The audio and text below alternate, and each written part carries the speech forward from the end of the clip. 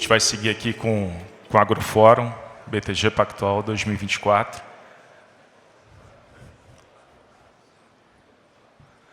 Bom, prazer estar aqui com todos vocês.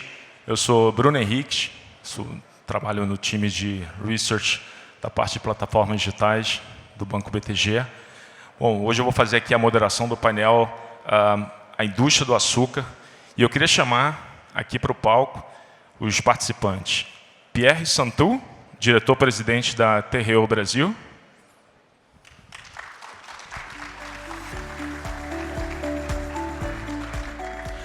Renato Junqueira, vice-presidente da Adecoagro.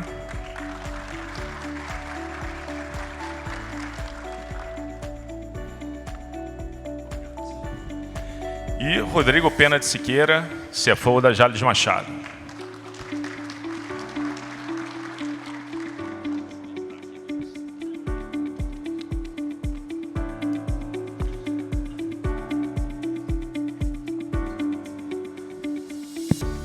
Bom, gente, começar aqui, primeiro tema, debater um tema que tem sido recorrentemente levantado, que é o tema de produtividade.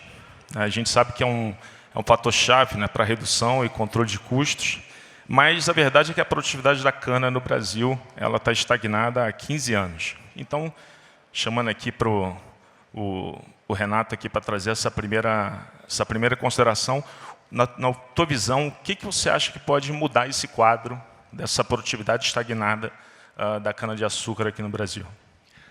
Bom dia a todos. Primeiramente, agradecer ao BTG pelo convite.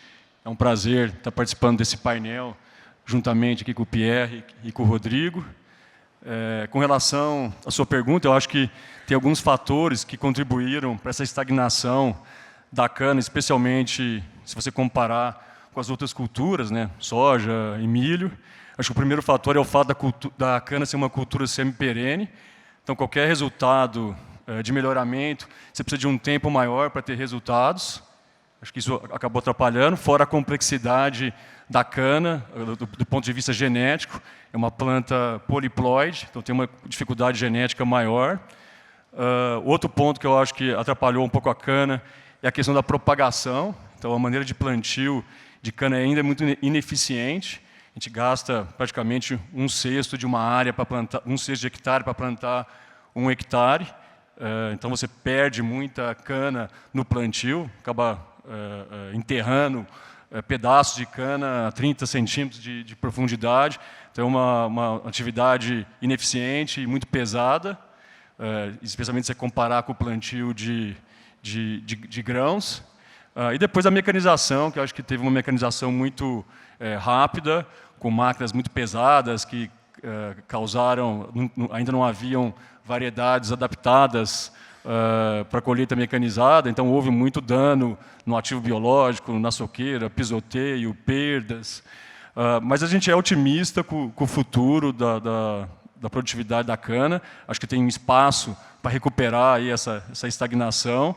E aí eu vou citar alguns exemplos de tecnologias que nós estamos utilizando na Adecoagro, que eu acho que tem um potencial grande aí de melhorar a produtividade, inclusive endereçar alguns desses pontos que eu comentei.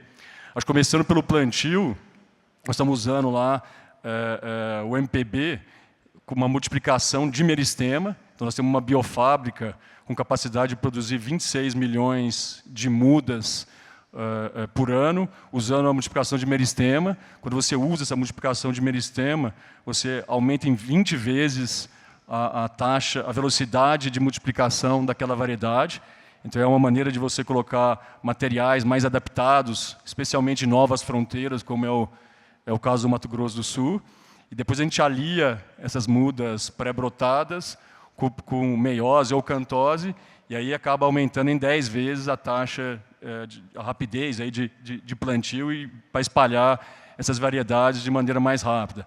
Acho que essa é uma tecnologia intermediária, até que finalmente fique pronta aí as sementes de cana, que acho que já tem algumas empresas trabalhando nisso. Acho que o caso mais conhecido é o CTC, e aí acho que seria uma mudança bem importante aí no caso da cana. Depois, indo um pouco para a colheita, acho que nós estamos trabalhando na Adecoagro, a gente já tem mais de 60% da colheita realizada com colhedora de 2 linhas.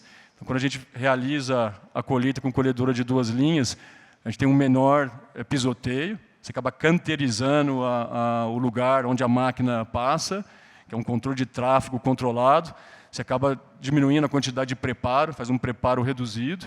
Então, isso no longo prazo deve aumentar a produtividade da cana e a longevidade do canavial. Estamos trabalhando também com equipamentos de transbordo mais leves e que consegue fazer uma curva que pise menos na linha da cana ou na boca de rua que a gente fala, que são esses grunners, que eu acho que além de consumirem menos combustível, ele acaba causando menos dano na soqueira da cana.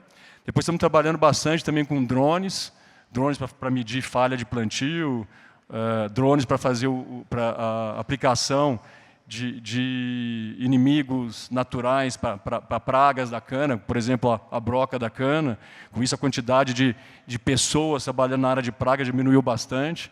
Em 2013, a gente tinha mais de 1.000 pragueiros por hectare. Hoje tem menos da metade disso, e o índice de infestação de broca é muito menor do que era lá atrás. Também estamos fazendo parte com drone também o combate aí de ervas daninhas através da utilização de drones. Depois estamos começando a usar a inteligência artificial nas operações aí na aplicação de herbicida. Acho que o caso mais conhecido aí é o Solix, aquele equipamento da Solinfitec, que a gente está começando a testar também. Então, apesar dessa defasagem de produtividade, a gente é bastante otimista com a produtividade da cana aí no longo prazo. Pierre? Eu concordo com Renato, tem realmente hoje cardápio de soluções, seja genéticas, de variedades, de tecnologias, de equipamentos, que dão para enxergar uma melhoria da produtividade. Agora, eu diria que a realidade do dia a dia é pouco mais complicada que isso. Por quê? Porque a cana é uma planta com ciclo. Então, quando você planta, você vai plantar para 5, 6, 7 anos. E a realidade é que com o aquecimento global, hoje você tem uma variabilidade climática que é muito mais importante. Então, você está enfrentando eventos climáticos extremos com muito mais frequência. O que significa que quando você está enfrentando essas variações, você pode machucar sua matéria-prima e seu ativo biológico que vai precisar de mais tempo para recuperar. Então, isso é o desafio. Então, de maneira geral, a leitura é que a produtividade da cana no Brasil não está crescendo. Dá para haver também grandes diferenças entre os diferentes actores. Então, hoje, a média do mercado é por conta de 11 toneladas de açúcar por hectare, açúcar equivalente. Tem players que estão fazendo 14 e tem outros que estão fazendo 6. Então, que mostra que o capricho, o manejo faz a diferença. Porém, apesar de todas essas inovações, eu fico preocupado pelo impacto das mudanças climáticas sobre o ativo biológico, que faz que você pode fazer tudo bem, e se tudo bem tem impacto sobre, eu diria, 30% da produtividade, porém, no final do dia, as precipitações continuam ter impacto sobre 60 ou 70% da produtividade. Então, aquecimento, menos chuva, mais temperatura é uma preocupação muito forte. Nós continuamos trabalhando do mesmo jeito que Renato e meus outros colegas aqui, porém, tem ponto de preocupação muito forte sobre isso. Rodrigo, alguma coisa que você acha nessa iniciativa de produtividade que possa impactar no curto ou médio prazo? Porque a discussão sempre fica muito longo prazista, né? Bom dia, queria primeiro cumprimentar o Bruno, agradecer o convite aí do BTG. nossos colegas aqui, painelistas, Renato e Pierre. Eu queria falar um pouquinho, Bruno, antes defender um pouco os avanços do setor da cana, né? Você falou, nos últimos 15 anos, a produtividade a nível de Centro-Sul, de fato, esteve meio estagnada. Mas, assim, por outro lado, nós fizemos algumas coisas interessantes no setor, né? A gente teve a iniciativa da cogeração, que a cogeração veio ajudar em até 30% a mais de fluxo de caixa livre nas unidades produtoras de açúcar, então ajudou produtividade e competitividade. A colheita de cana, o Renato falou um pouco, mas teve um avanço enorme nos últimos 15 anos, né? A gente mecanizou toda a colheita, e agora nós estamos usando todas as tecnologias de controle em tempo real, que são centros de operações agrícolas, né? Que as usinas, boa parte das usinas de custo e gestão mais avançada já estão usando esse centro de operações, você fica controlando tudo em tempo real, todos os equipamentos no campo, dando mais otimização para esses equipamentos. Então, foi uma evolução muito grande que nós tivemos na colheita, e até a semana passada a gente teve uma reunião com o PSEG, quando você olha o custo de CCT, né, que é colheita, carregamento e transporte, nos últimos 20 anos nós tivemos uma evolução grande com essas tecnologias. No plantio, o Renato falou aqui, mecanizou-se o plantio, usando MPB, meiose, tudo para ter uma velocidade maior de melhorar a variedade genética ali da cana e reduzir custos também. Agora nós estamos tendo essa questão dos fertilizantes, que a gente está usando a vinhaça, enriquecendo com outros nutrientes, para fazer uma aplicação só com matéria orgânica. A gente começou a usar muito mais, assim, a Jalles hoje nas unidades de Goiás tem 30% da área orgânica, que é toda só com fertilizantes e controle todo biológico. Então, isso aumentou também, inclusive no convencional, nós conseguimos reduzir muito o custo com herbicida, com fertilizantes, fazendo taxa variável, corretivo, fertilizantes, até em herbicida, taxa variável. Agora, com o uso de drones também, nós temos melhorado pulverização, controle, né, de infestação, controle de falha de plantio. Então, tudo isso foi uma evolução grande do setor. Agora estamos aproveitando melhor o biogás, né? A Decoagro já está fazendo o biometano, nós estamos fazendo o biogás, vamos fazer o biometano também agora no futuro, né? Então, assim, o setor avançou. Nós, falando um pouco de Jalles, nós também conseguimos sair de uns 80 toneladas por hectare, 15, 20 anos atrás, e estamos hoje ali em quase 100. Né? Nos últimos anos, as unidades de Goiás, né? Minas a gente entrou agora, então ainda tem um trabalho a ser feito, mas nas unidades de Goiás nós temos avançado de 80 e estamos hoje ali em 96, 98, né, de média. Então, teve um avanço de 20%, não foi igual milho, né, que quase duplicou a produtividade nos últimos anos, mas teve um avanço, sim.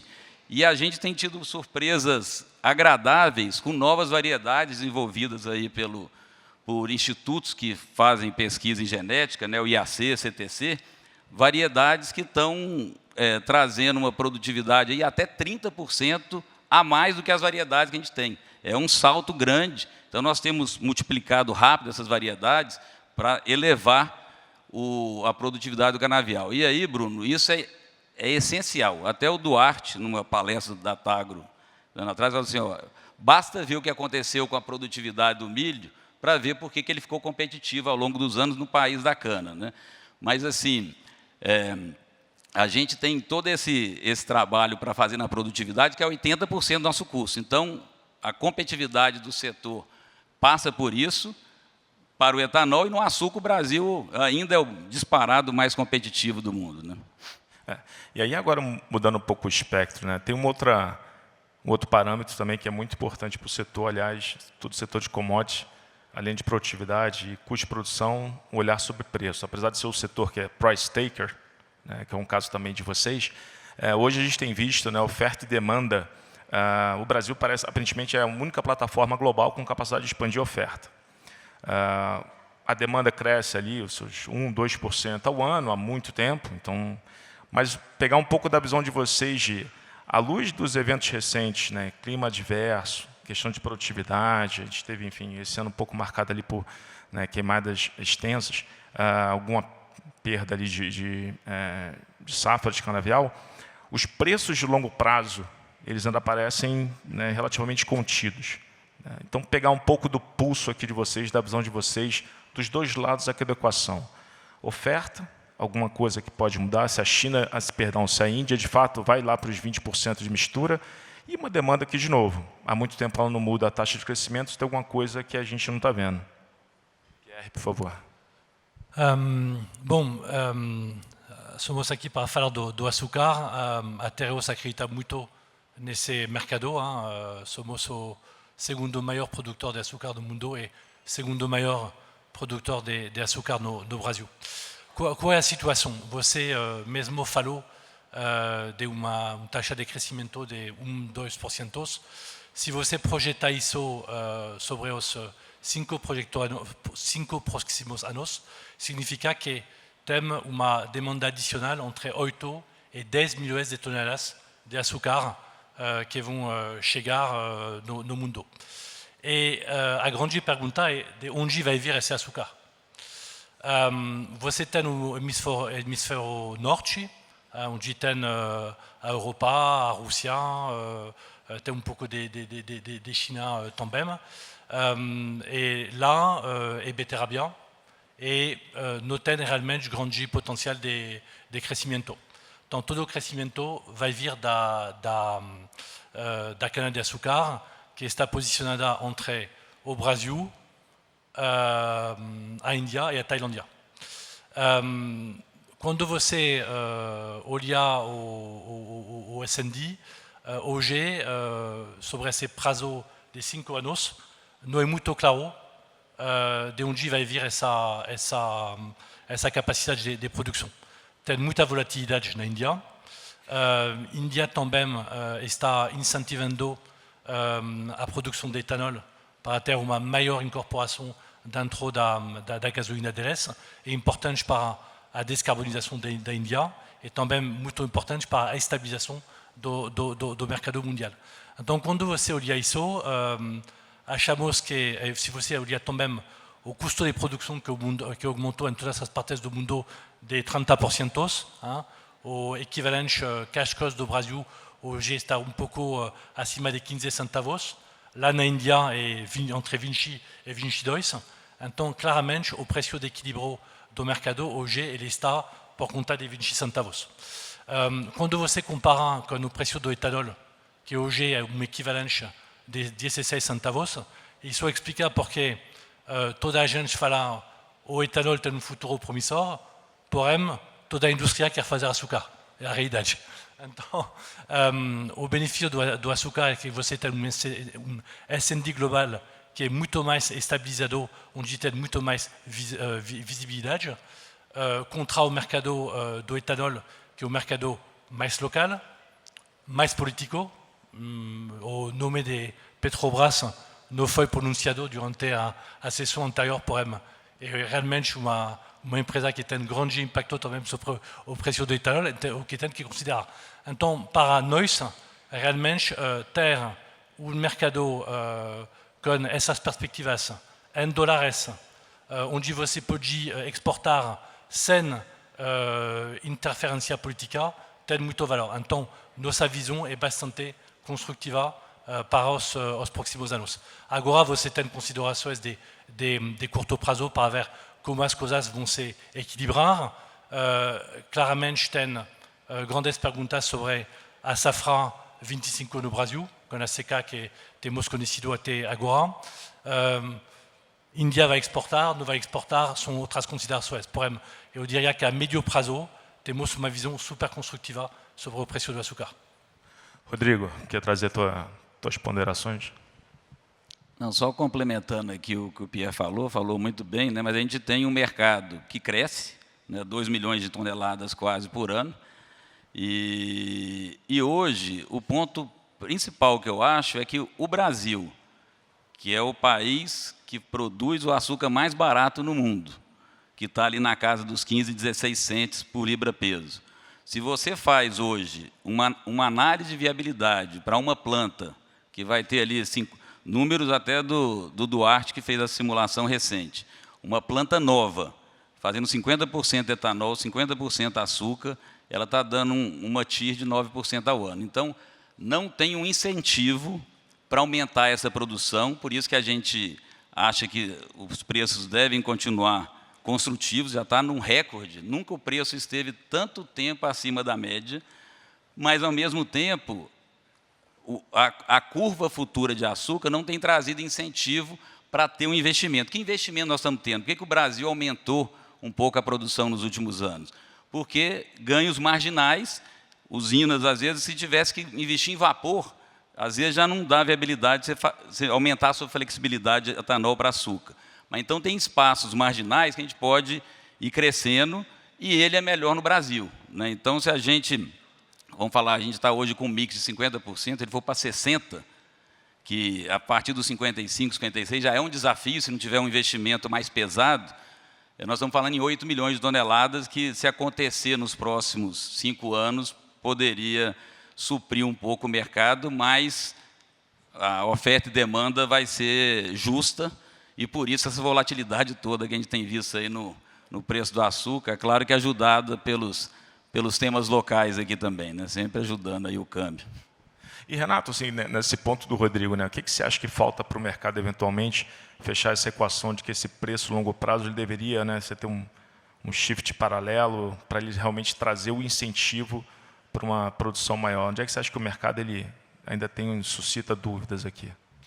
Então, como foi comentado, eu acho que a demanda ele é muito mais previsível.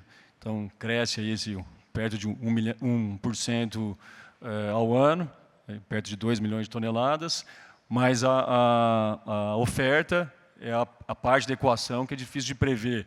E acho que nesses últimos anos elas tiveram diversos fatores que afetaram bastante a oferta, problemas climáticos no mundo inteiro, inclusive aqui no Brasil. Toda essa questão de mandatos aí de biocombustíveis, especialmente o da Índia, que afetou bastante o mercado de açúcar, e preço de culturas concorrentes, não só no Brasil, mas em outros países produtores. Nesse período de guerra da Rússia, pós-Covid, teve um aumento forte de algumas culturas que acabaram concorrendo com cana ou com outras culturas que produzem açúcar. Então, a oferta acabou sendo afetada, por isso o mercado ficou mais apertado, e quem ganhou espaço nesse mercado foi o Brasil. O Brasil ganhou, se não me engano, era entre 40% e 50% das exportações de açúcar VHP. Hoje é próximo de 80%. Então, o Brasil que foi ganhando esse mercado através das destilarias que colocaram uma fábrica de açúcar. Acho que esse ano nós vamos ver bastante fábrica entrando em operação, se não me engano, um pouco mais de 2 milhões de toneladas, que é o número que todo mundo fala. Remoção de gargalos das usinas existentes, tentando maximizar o açúcar. Então, assim, só que eu acho que essa capacidade do Brasil de colocar mais açúcar no mercado está chegando no limite. As destilarias todas quase já colocaram as suas fábricas, o que fazia muito sentido para não ter o descasamento entre matéria-prima e produto final. Então, acho que é um caminho bem lógico esse que as destilarias fizeram, mas agora está chegando no limite. Então, acho que capacidade adicional talvez venha de países que têm um pouco de capacidade ociosa, Tailândia, talvez alguma coisa de Índia, mas no longo prazo o único jeito para incentivar a oferta é a curva, como você comentou, ela subir.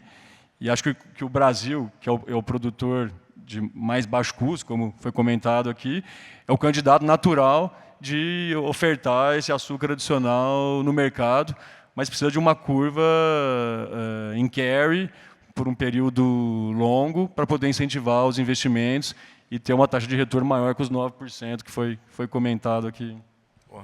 Bom, migrando aqui para o outro lado aqui a gente falou muito de açúcar, vou falar um pouquinho agora do etanol, né?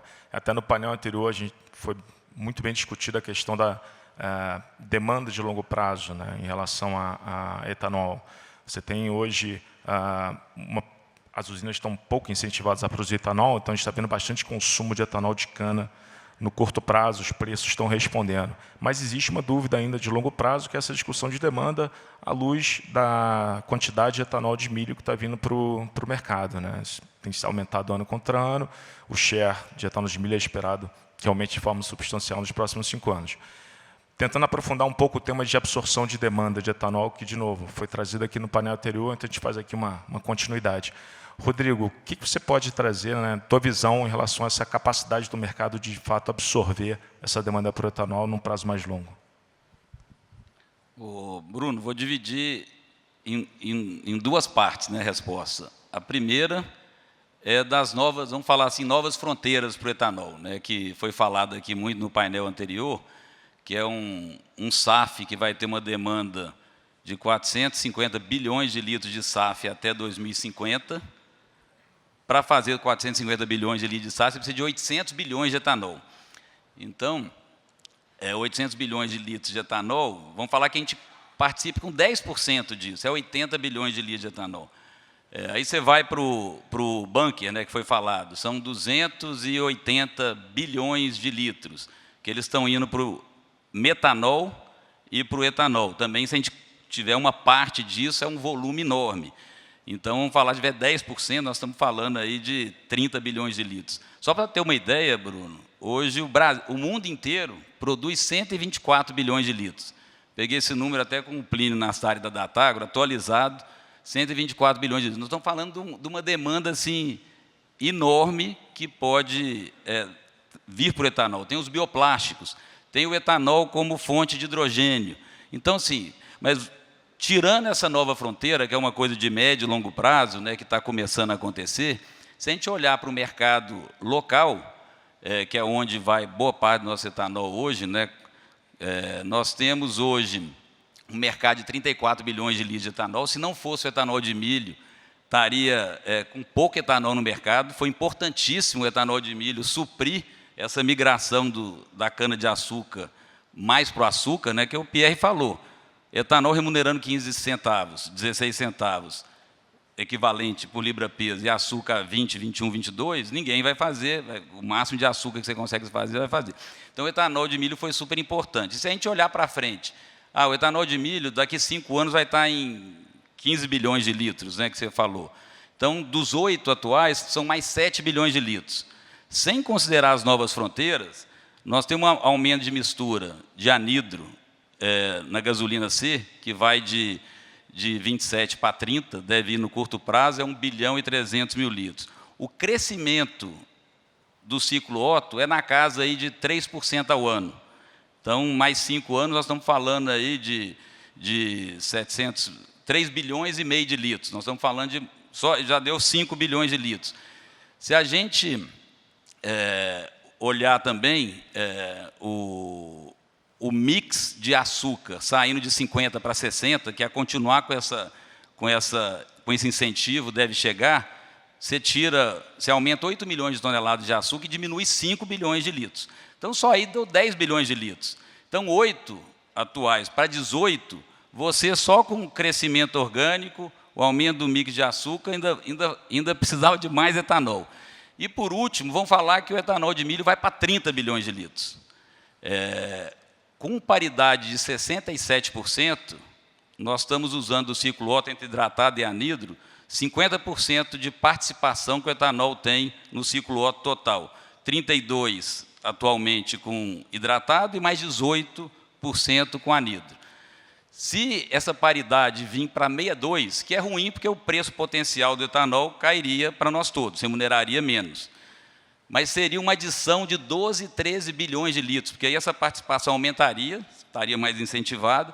Então, é muita opção, mesmo localmente, sem considerar as novas fronteiras, para o etanol. Então, essa preocupação ela acaba sendo exagerada em relação ao etanol de milho aumentar e tudo, e acho que ele vai aumentar sim, e acho que nós mesmos, como produtores de etanol de cana, também estamos olhando no futuro. Pode ser um investimento possível, né, que a gente venha fazer.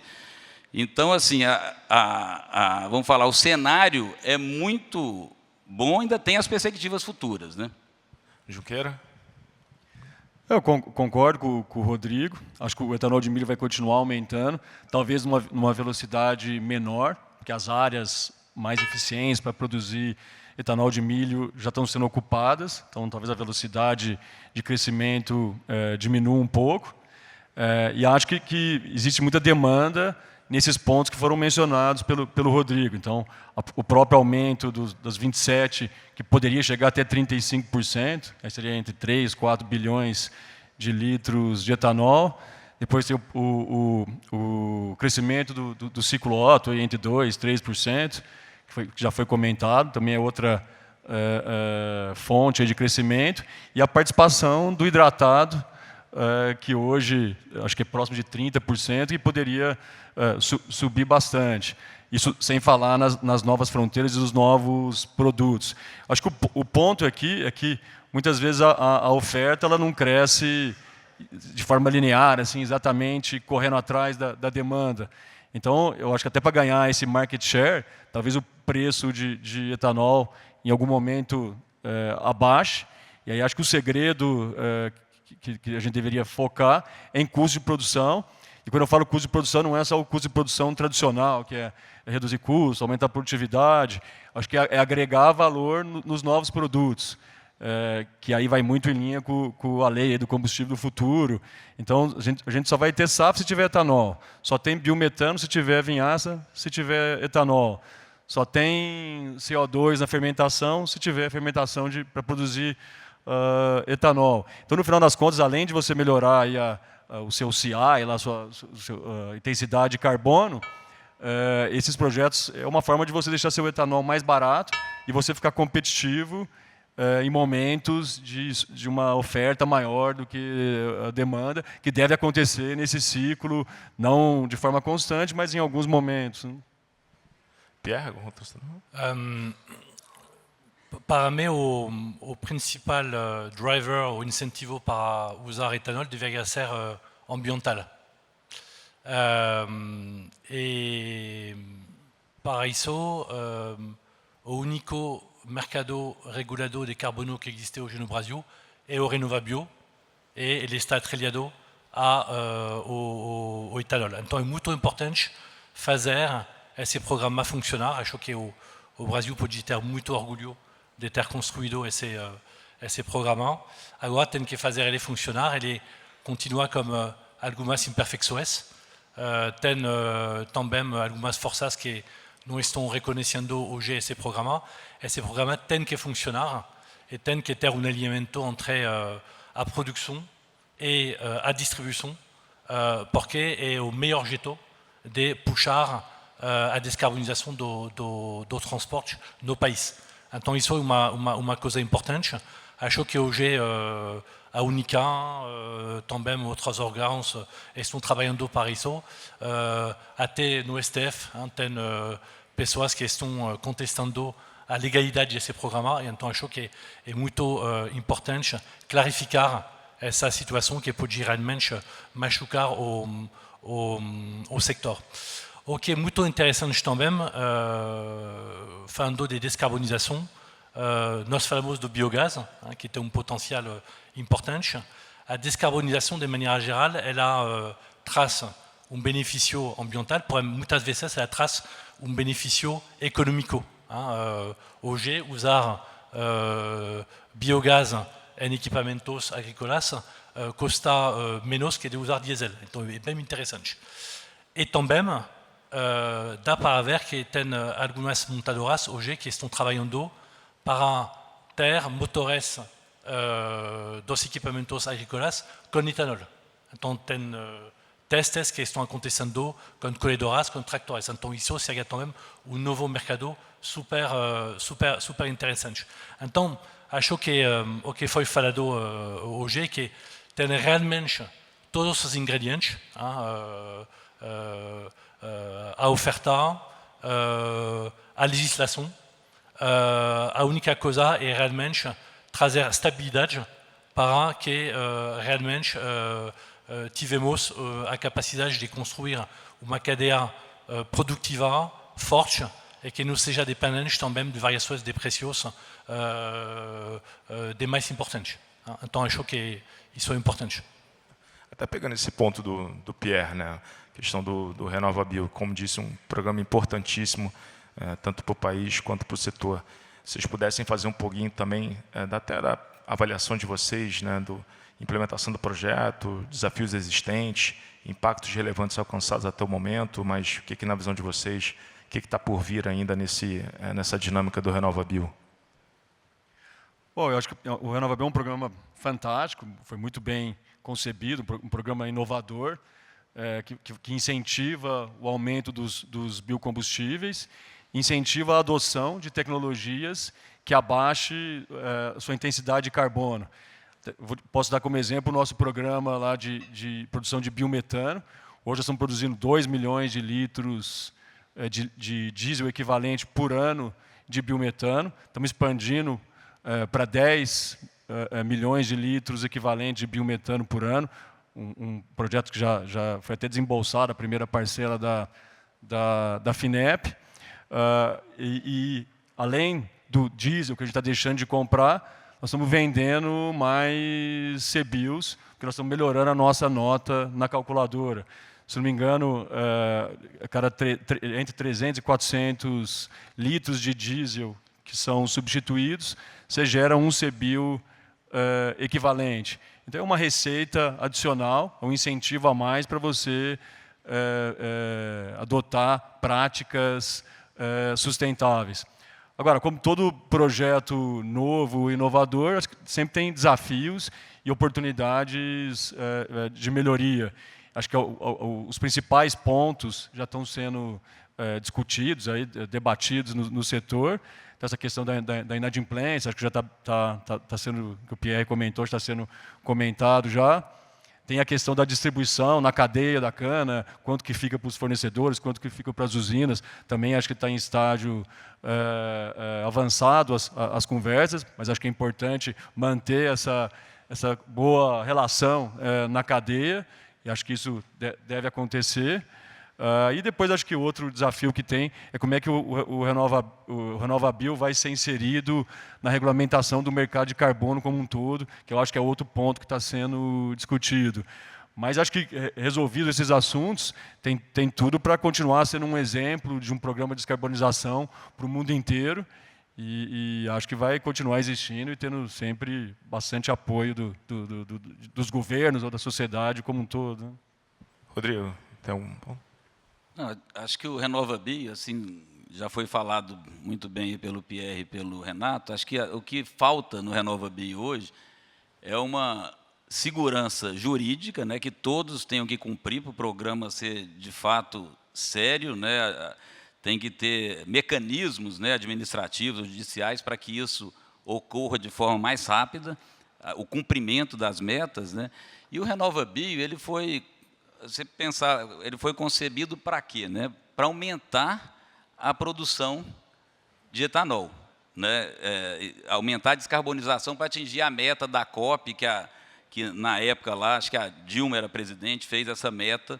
Então, ele tinha que estar incentivando o aumento de produção de etanol. Hoje, no setor de cana-de-açúcar, o que era para estar acontecendo? Como a gente tinha uma meta a ser cumprida, que tinha que crescer, ele era para estar subindo de preço, de forma a incentivar você a fazer novos investimentos. E não está saindo do açúcar, do etanol todo para o açúcar, porque remunera mais. Então, por quê? O governo, na hora que a meta ficou mais desafiadora, que os CBIOS iam subir de preço, ele foi lá e ajustou a meta. Então, essa visão de longo prazo, de ser um programa sério, com a meta levando para esse caminho, seria muito importante para ele cumprir, de fato, o papel, né, de incentivar o aumento de etanol para a gente aumentar a descarbonização. E aí a gente falou aqui ao longo do papo, né, de várias iniciativas, ficou um pouco disparo aqui nas falas de vocês. Eu queria só reunir isso num tema aqui para a gente estar quase chegando aqui no final, que é a sustentabilidade, né, direcionamentos sustentáveis das companhias que vocês atuam. Se vocês pudessem trazer um pouco das principais iniciativas, né, que Terreo, Adecoagro, enfim, Jalles, que vocês estão atuando hoje no tema sustentabilidade. Se puder, quer começar, Pierre? Aqui um ponto bem interessante, porque eu como Tereos é uma empresa global, ela tem P na Europa e P no Brasil. Então, é muito interessante de ver a diferença entre a realidade do Brasil e a perspectiva que pessoas fora do Brasil podem ter sobre o país, que é uma perspectiva equivocada e muitas vezes errada, sem conhecimento da realidade. Então, a principal força do agro brasileiro, eu vou falar do setor da cana-de-açúcar, é sua sustentabilidade. Então, é um setor que não tem subsídio. Acho que o açúcar, em todas as partes do mundo, é o país mais subsidiado, seja na Europa, seja na Índia, em várias partes, mesmo nos Estados Unidos. E lá temos uma indústria que é competitiva, com preços baixos e com um altíssimo nível de sustentabilidade. Então, nós falamos da pegada de carbono. Quando você compara a pegada de carbono da cana do etanol basé cana de açúcar, quando você compara com etanol de milho second crop, mesmo vindo do Brasil, e quando você compara com o mesmo produto vindo dos Estados Unidos, é de 1 para 2. Bom. E então tem conteúdo de sustentabilidade super forte. Não tem risco de desmatamento, que é uma grande preocupação fora do Brasil. Claramente, sobre o assunto da biodiversidade, temos que continuar trabalhando porque continuamos usando alguns produtos que são proibidos em outras partes do mundo, mas vai evoluindo.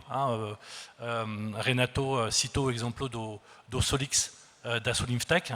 Temos 2 equipamentos que estão trabalhando nossas operações desde mais de 1 ano e basicamente você consegue reduzir a quantidade de herbicida de mais de 60%. Você tem uma câmera como inteligência artificial que identifica se tem a erva daninha ou não e que vai só pulverizar nesse caso. Então, são exemplos. Então, o potencial é enorme. Bioinsumos é um outro exemplo. O fato de ter energia limpa a partir de biomassa é também um elemento. Então, tem realmente que incentivar isso. E eu diria que o papel do governo brasileiro e o sector não espera nada do governo, a única coisa que ele deveria fazer é defender a sustentabilidade do Brasil durante as COPs. Porque quando você olha as últimas COPs que aconteceram, o Brasil perdeu muitas oportunidades de valorizar seus ativos. Por exemplo, tem o exemplo dos APPs que existem no Brasil e que não são valorizadas de ponto de vista ambiental. Deveria ser o caso. Então, um exemplo a mais que o Brasil tem que se organizar para ir de maneira estruturada para os COPs. Acho que a COP de Belém vai ser uma oportunidade para realmente demonstrar e explicar ao resto do mundo como sua matriz é muito mais, sua agricultura é muito mais sustentável que em outras partes do mundo. Junqueira? Bom, eu acho que o nosso negócio ele já é sustentável por natureza, já que a cana é a planta mais eficiente em transformar a energia solar em carbono. Então já é um negócio sustentável por si só. Mas eu vou citar alguns exemplos de projetos que nós temos na Adecoagro que eu acho que fazem com que a gente fique bem sustentável, tanto que a nossa nota no RenovaBio é bem baixa, a nossa nota do Corsia Plus, nós somos certificados, é bem baixa também. Acho que um ponto para destacar é a questão da eficiência energética. Nossas plantas consomem muito vapor, consomem muito pouco vapor, são muito eficientes. Acho que Vinhema é a planta mais econômica em consumo de vapor do Brasil, menos de 350 kg de vapor por tonelada de cana, então a gente exporta muita energia, acho que isso é um fato importante, até escutando um pouco o que o Mussa falou no painel anterior. Depois, eu acho que outro ponto para destacar é a questão de reciclagem de nutrientes. Hoje, a gente concentra vinhaça, então a gente joga vinhaça, aplica vinhaça numa área quase 100% da área de cana-soca, joga um pouquinho de adubo potássico na cana-planta. Então, nós somos praticamente autossuficientes em adubo potássico, que eu acho que é outro ponto que a gente gosta sempre de destacar. E, por fim, o projeto de biometano, que hoje a gente está produzindo os 2 milhões de litros de diesel equivalente. Temos mais de 130 veículos leves movidos a biometano na planta de Ivinhema. Temos hoje 4 motobombas para fazer a irrigação da água residuária movidas a biometano, que inclusive são mais eficientes do que a diesel.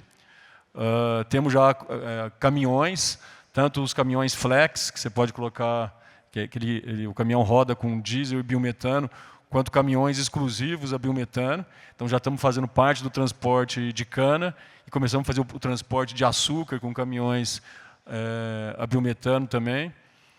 E, como eu comentei aqui, é um projeto que nós já estamos já está contratado o financiamento para expandir. E mesmo com essa expansão que nós vamos produzir, vamos aumentar de 6 mil normais metros cúbicos por dia de produção de biometano para 30 mil por dia. Nós vamos utilizar 25% só da vinhaça que a gente produz nas 2 usinas do Mato Grosso do Sul. Então, o potencial é enorme, nós podemos ficar autossuficientes em diesel. Óbvio que eu acho que é difícil utilizar todo esse diesel internamente, nós vamos acabar vendendo esse biometano para fora, porque é difícil levar biometano para a lavoura, não existe colhedoras movidas a biometano, tem toda a dificuldade de levar o gás para o campo, mas nós vamos, em algum momento, vamos produzir mais biometano em diesel equivalente do que é consumido nas nossas operações. Rodrigo e Jales. A gente, na parte de ESG, separar um pouco aqui a parte ambiental e depois um pouco da social, né? Mas o que a gente tem feito na parte ambiental, uma das coisas que mais causa impacto é a nossa agricultura orgânica, que é 30% das nossas áreas lá de Goiás, né? Então, isso acabou que foi o impacto da gente ter a melhor nota do RenovaBio entre as usinas brasileiras, porque o que mais impacta em intensidade de carbono na régua do RenovaBio é o uso de nitrogenados. O óleo diesel é o segundo que mais impacta. Então, o fato de a gente ter uma agricultura orgânica, acaba a gente tendo uma intensidade de carbono menor na produção de etanol, então um RenovaBio com nota muito boa. Outro ponto que a gente tem feito em relação à parte ambiental é esse uso mais racional com o uso de geoprocessamento, com drone, Vant e taxa variável dos corretivos, defensivos. Então, tudo isso, o uso desses sistemas, né, que a gente tem usado aí da Solinfitec, que o Pierre e o próprio Renato citaram, faz a gente ter um consumo de óleo diesel menor, você fica com os ativos todos mais controlados. Outro ponto é o biogás, nós estamos fazendo 50 mil normais metros cúbicos, um investimento junto com a Albioma, né, uma joint venture que a gente tem, e agora nós estamos avaliando o segundo passo, mas esse biogás hoje é injetado na caldeira para gerar energia elétrica.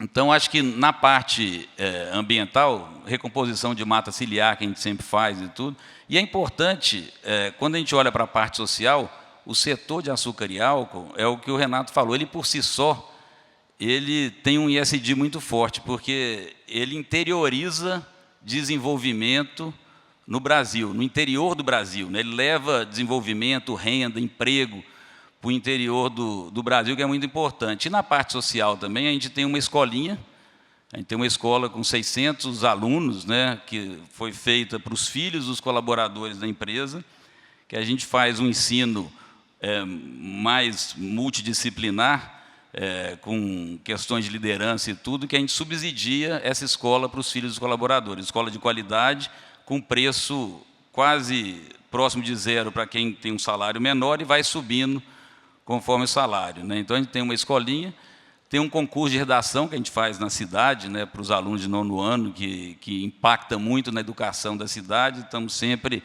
fazendo projetos aí junto com com a comunidade. Mas aquilo, de novo, o setor nosso, ele é um setor ESG por natureza, né? Ele sequestra o carbono na cana, ele interioriza desenvolvimento, ele cria mais igualdade, né, nessas regiões, né, que às vezes estavam só em pecuária, às vezes alguma coisa de agricultura. Então, mas é isso, a gente tem feito... outro ponto importante, né, o nosso setor, no passado a gente não tinha mulheres no setor, um setor extremamente masculino. E hoje, a Jalles, para o setor agrícola, eu acho alto, nós temos 22%, 23% do corpo de colaboradores são mulheres. Então, foi um avanço grande nessa parte de diversidade também na empresa. Perfeito. Bom, pessoal, a gente está chegando aqui no finalzinho do nosso painel. Queria deixar aqui 2 minutos para as considerações finais de vocês em relação a todos os temas que a gente comentou aqui hoje. Se pudesse apontar, enfim, uma espinha dorsal do que vocês gostariam de deixar de mensagem final aqui hoje para a gente ficar de olho em relação à indústria do açúcar. Não, assim, acho que a mensagem é aproveitar esse momento de transição energética. Acho que tem várias oportunidades, inclusive dentro da lei do combustível do futuro. Nós já estamos tentando se posicionar em todos os pilares possíveis, seja biometano, aumento de mistura, SAF, BECS. Então, acho que tem toda essa agenda de posicionamento nesses novos produtos. Acho que é um momento especial para o setor e a gente tem que tentar aproveitar isso.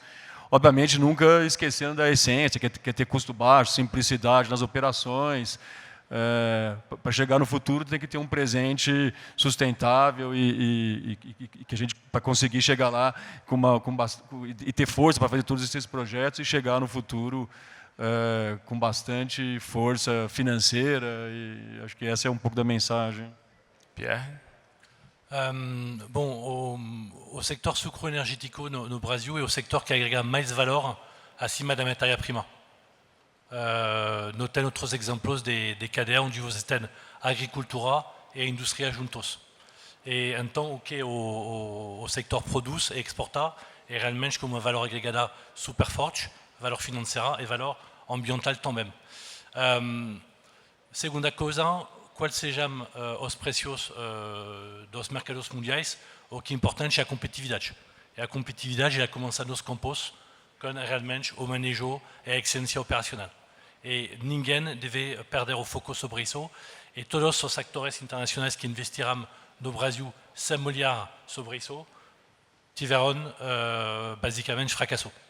Então, isso é uma dimensão super importante.